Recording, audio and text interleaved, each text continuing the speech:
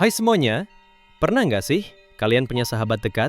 Teman yang selalu ada saat kita susah, duduk di sebelah kita saat pengajian, saling tukar doa, cerita rumah tangga. Tapi gimana kalau ternyata orang itu diam-diam tidur dengan suamimu sendiri? Namaku Rani, ibu rumah tangga biasa. Tapi yang aku alami bukan hal biasa. Ini bukan sekadar cerita perselingkuhan, tapi tentang luka, kepercayaan, dan perjuangan seorang perempuan buat bertahan saat dunia seperti runtuh di depan matanya. Dengerin baik-baik, karena cerita ini bisa jadi pelajaran untuk siapapun yang terlalu percaya. Selamat datang di cerita, Suamiku Selingkuh dengan Teman Pengajianku.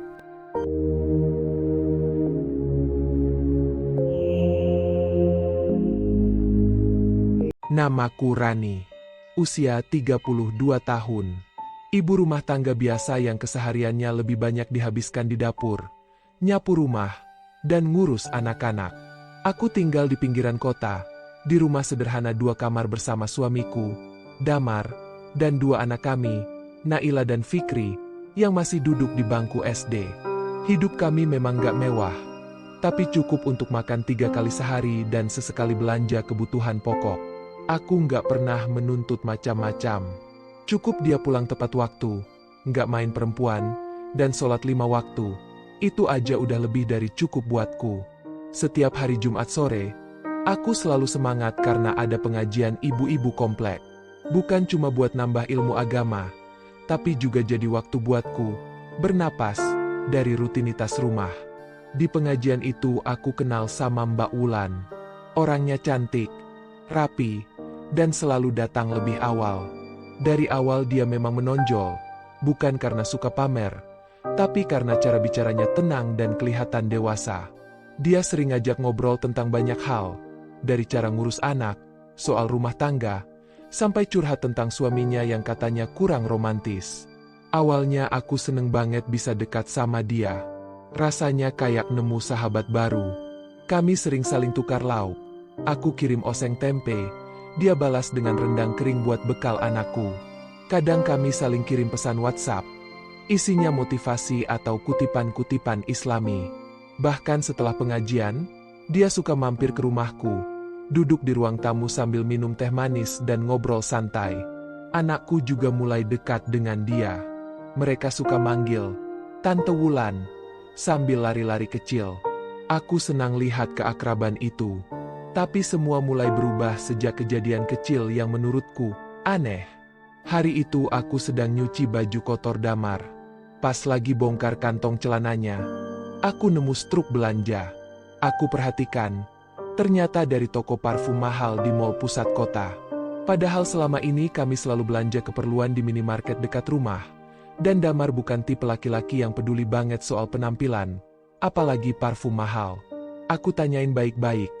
Dia cuma jawab singkat, "Ah, itu cuma hadiah buat klien kantor, Ran, ulang tahun, jadi dikasih sedikit kenang-kenangan." Aku angguk pelan, tapi entah kenapa, ada rasa nggak enak di dadaku. Rasa was-was yang nggak bisa aku jelaskan.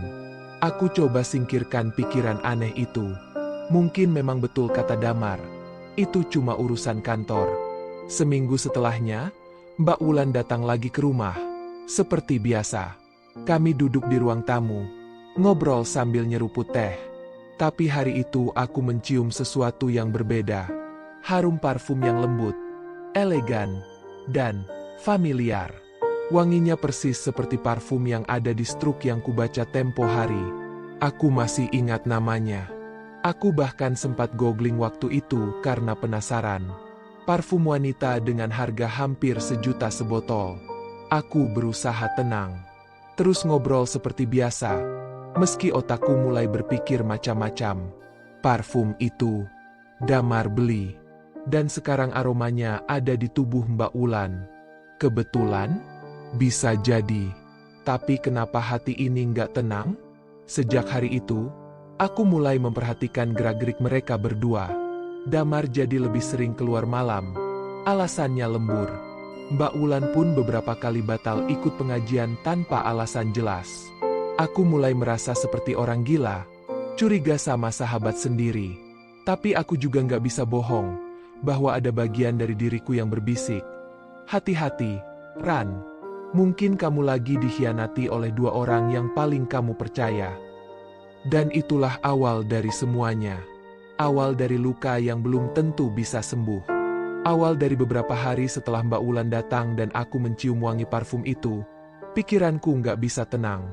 Aku jadi gampang curiga. Bahkan saat Damar pulang telat sedikit aja, aku langsung deg-degan.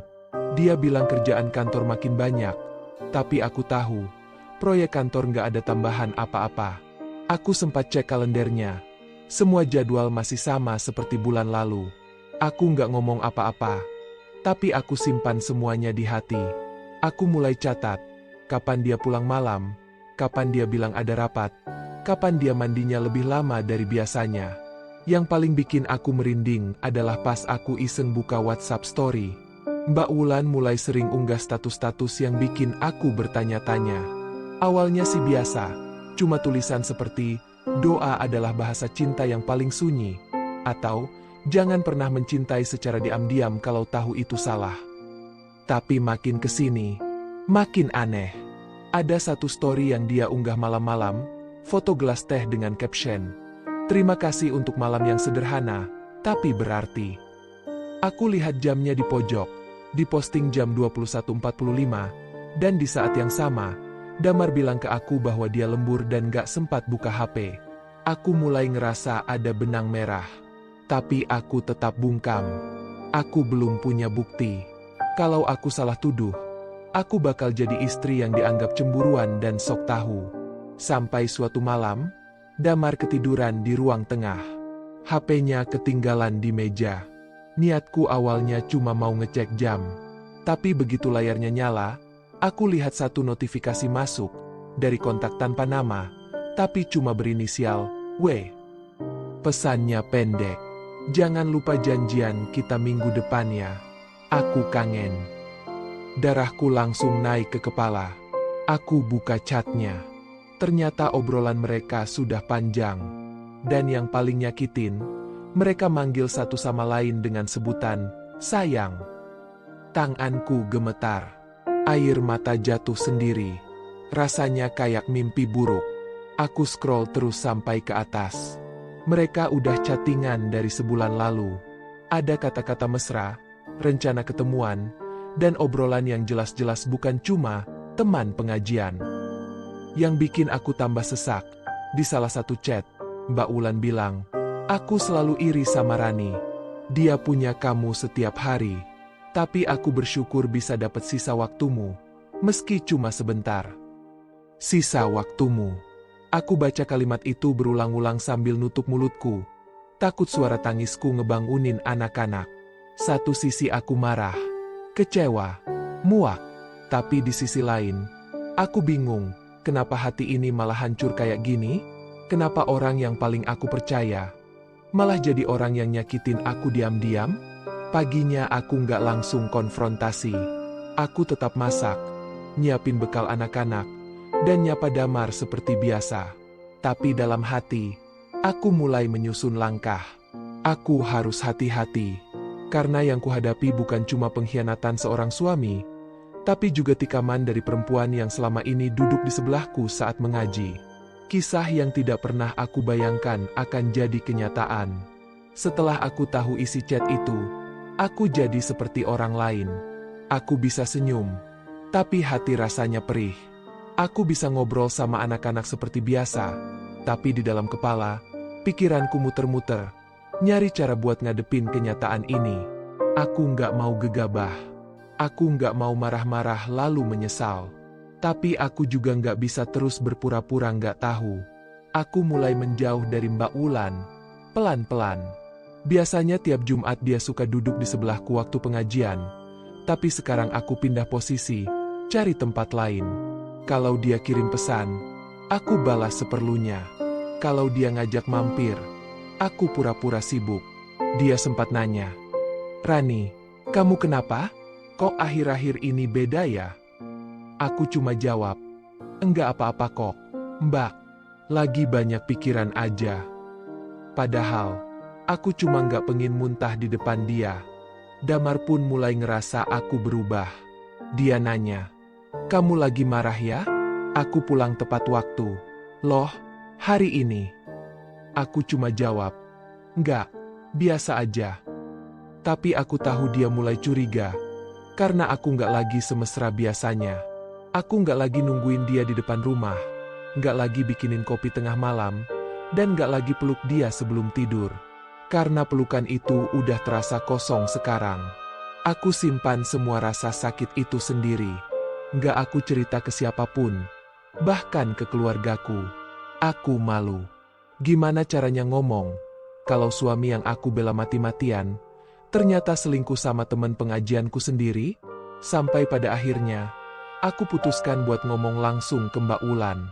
Hari Jumat, setelah pengajian selesai, aku samperin dia yang lagi berdiri sendiri di luar musola.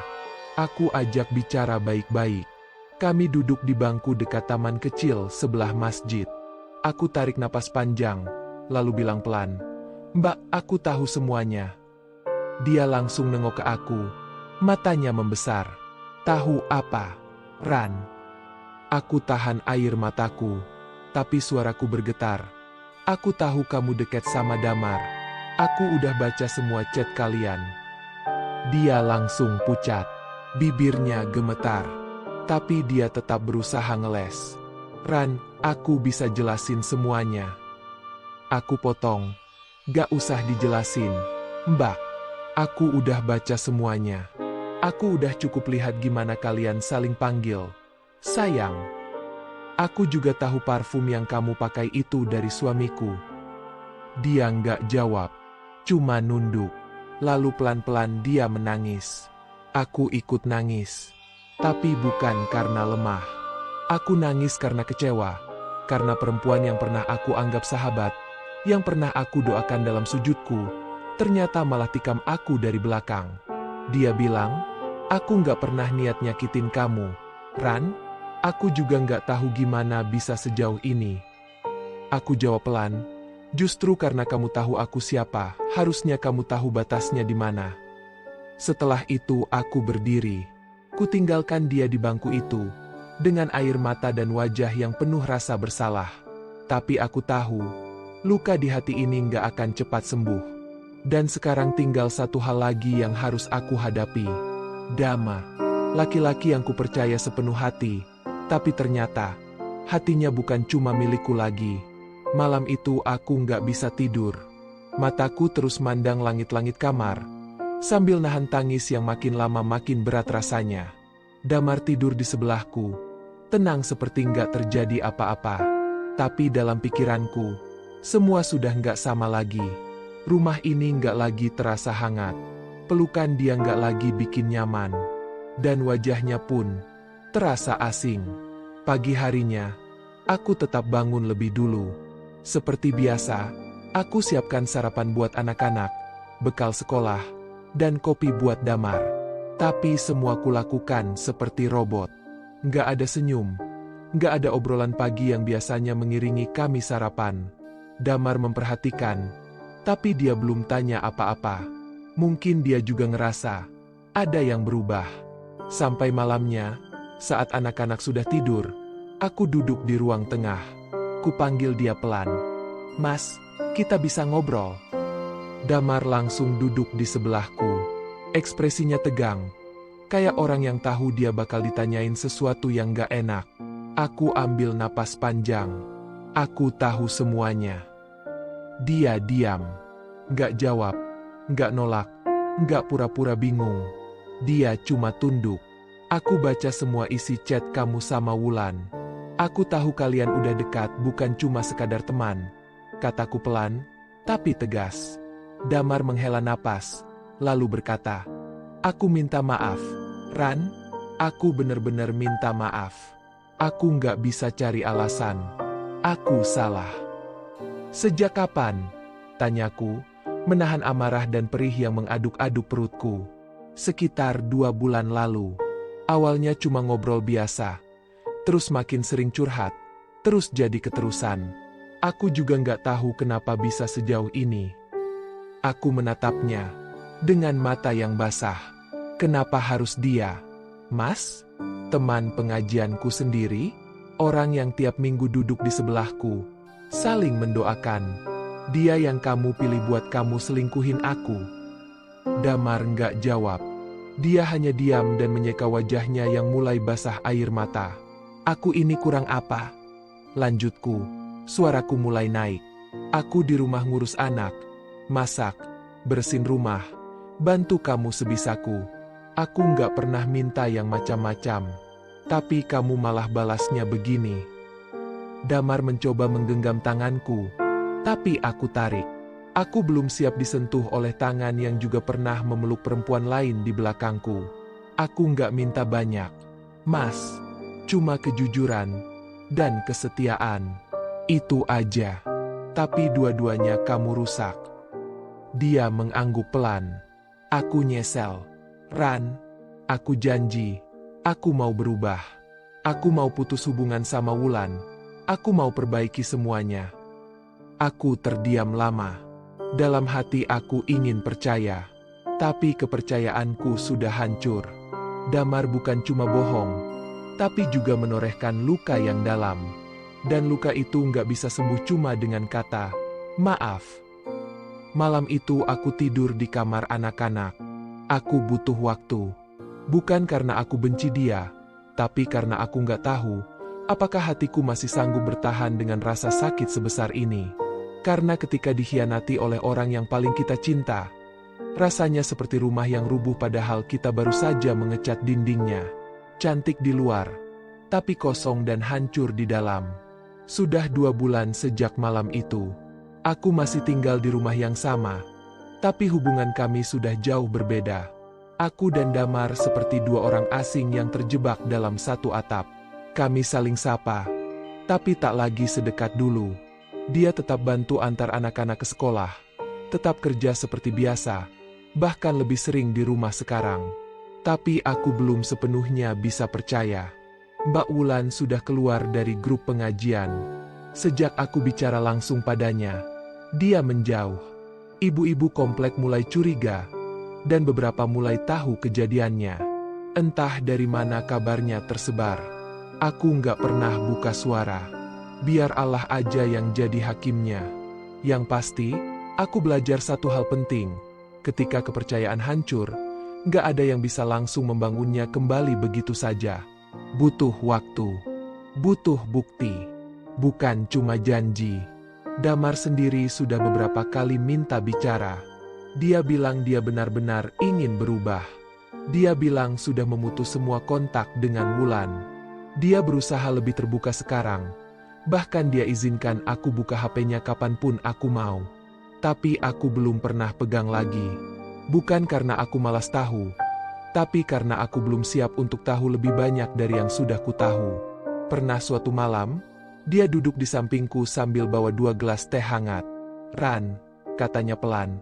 Aku tahu aku nggak bisa minta kamu lupa. Tapi kalau kamu masih mau, aku pengen mulai semuanya dari awal. Dari nol. Dari hari pertama kita nikah.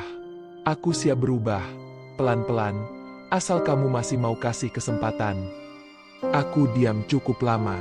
Kupandangi dia. Wajah yang dulu selalu kurindukan, kini jadi wajah yang membuatku bertanya-tanya. Apakah aku masih punya cinta yang sama? Aku nggak bisa jawab sekarang, Mas. Tapi aku mau coba. Bukan buat kamu, tapi buat diriku. Buat anak-anak. Dia tersenyum kecil. Itu lebih dari cukup. Hari-hari selanjutnya aku mulai isi dengan hal-hal baru. Aku ikut kelas menjahit online, mulai belajar bikin kue, dan bahkan coba-coba jualan kecil-kecilan lewat grup tetangga. Aku pelan-pelan membangun kembali diriku sendiri. Aku ingin punya harga diri, bukan hanya sebagai istri, tapi juga sebagai perempuan yang pernah jatuh dan bangkit lagi dengan kepala tegak. Hubungan kami memang belum pulih seperti dulu, tapi aku mulai bisa melihat Damar sebagai laki-laki yang berusaha. Bukan sempurna, tapi berjuang. Dan mungkin, itu lebih baik daripada memaksa orang jadi seperti yang kita mau. Kadang, cinta memang gak cukup. Tapi kalau ada niat dan usaha dari 2 belah pihak, Mungkin rumah tangga bisa diselamatkan. Meski bekas lukanya tetap ada. Dan soal Mbak Wulan, aku sudah maafkan. Tapi tidak untuk berteman lagi. Karena dari semua yang terjadi, aku belajar satu hal penting. Tidak semua orang yang duduk di sebelah kita saat berdoa benar-benar mendoakan yang terbaik untuk kita. Akhirnya, aku memilih untuk tetap tinggal. Bukan karena takut sendiri, tapi karena aku tahu, aku belum selesai. Masih ada cerita yang perlu dituliskan. Dengan caraku sendiri. Dengan hatiku sendiri. Dan mulai hari itu, aku bukan lagi Rani yang dulu. Aku adalah Rani yang pernah dihancurkan oleh cinta, tapi menolak untuk dikubur oleh luka.